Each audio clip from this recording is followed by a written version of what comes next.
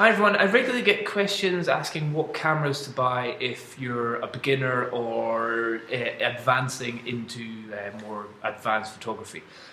So here's my quick rundown of what I would suggest to actually buy.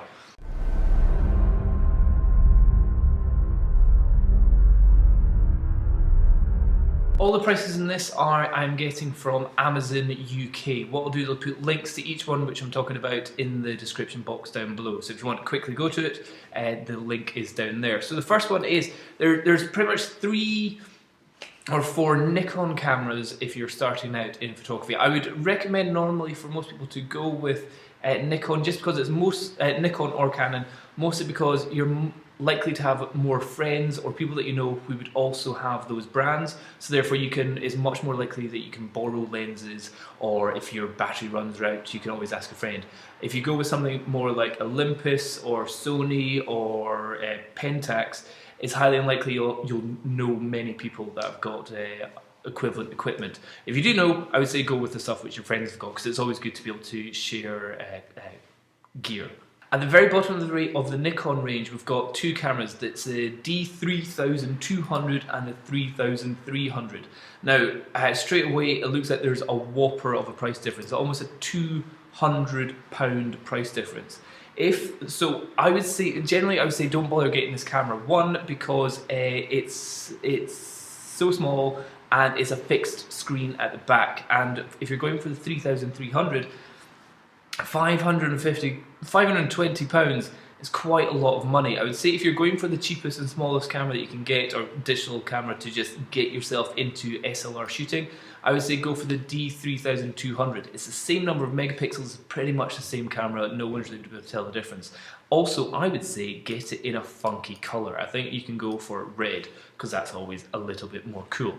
However, what I would actually say is, if you're going for the cheapest, so the £350 D3200, I would say that's absolutely fine. If you've got a little bit more of a budget to spend, I would say don't spend it on the 3300, I would say go up to the 5200. So for the same price as a 3300, lots of numbers here, don't worry, it's confusing for me as well.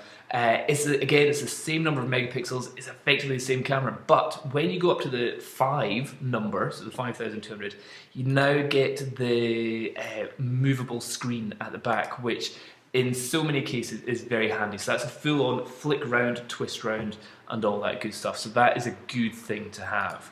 And I would say that's worth probably the extra £200 on top of the camera.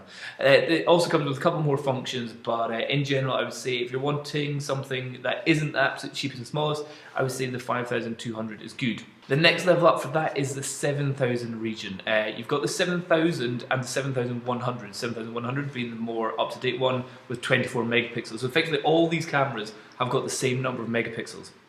What you lose with the D7100 is you don't get that flippy out screen anymore, so that's gone, so that's a bit of a bummer. You do get better autofocus, and I think you're meant to get better dynamic range and stuff like that. However, generally this is going all the way up an extra £350, which is a whopper amount of money, and that's just for the body only. With the D5200, that was it coming with a simple lens, so you can start shooting straight away. So my advice is, actually probably don't go for the D7100, go for the 5200. It's the one which is right in the middle, it's got just as good image quality as you're going to get from either side. It has a flipping out screen, and the £350 you'd be saving instead of getting the D7100, I would say that means you can get yourself a couple of good little prime lenses, like the Nikon 50mm f1.8 or the 35mm DX lens as well.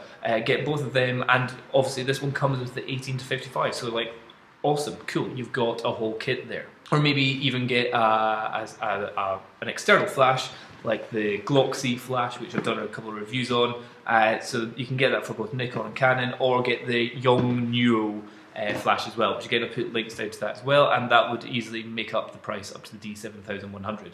I would say only once you've got tired of the 5200, then upgrade, but I would say you're probably going to skip the 7100 and you want to go full frame, and then you're going into the whole realm of the Nikon D600 and stuff, but that is not for beginners. That's for the next level of photography seriousness going on there. So generally, I would say the 5200 would be the best value and most versatile camera, and having that flippy out screen would be great. On the other hand, if you're going with Canon, if you want to get Canon stuff, I would say you can't really go wrong with the 650D. Again, it's got the flippy out screen, the same as the Nikon 5200, and it's about the same price. And that one comes with the lens as well.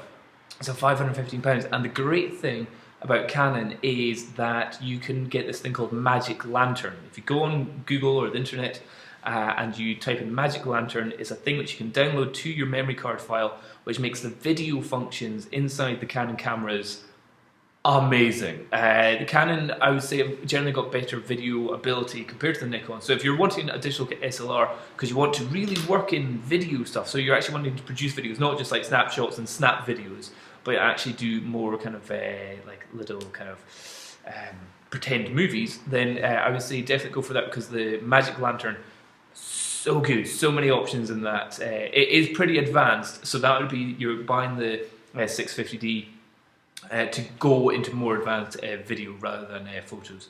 But yeah, those would be my recommendations. I hope that helps. Cheers, bye bye.